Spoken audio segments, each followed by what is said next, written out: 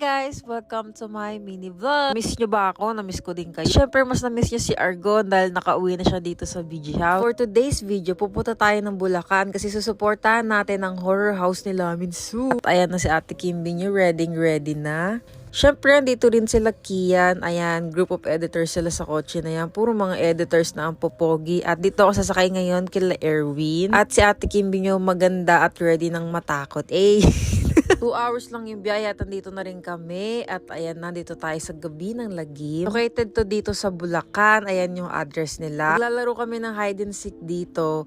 At abangan nyo na lang sa YouTube channel ni Lamin kung sino yung mananalo. Siyempre, kahit na matatakot ka lang, kailangan maganda ka pa rin. At ayan na kami, Gina. Intro na si Lamin at ready na kami niyan. At ito na kami nung lumabas. Ayan, sobrang sulit at sobrang nakakatakot talaga. Tagal ko nang hindi nakapasok sa ganito at super fun. Lang kayong tatakbo guys kasi baka madapa kayo talaga. Pero for me, asa matatakotin sa mga nanggugulat, it's a 10-10 for me. Ayan na kami mga be, pawis-pawis ka talaga paglabas. At mag-ingat kayo guys kasi may nangahabol. By the way guys, meron silang ongoing na promo kaya wag nyo nang palagpasin to. Bisitahin nyo na sila guys. Bye!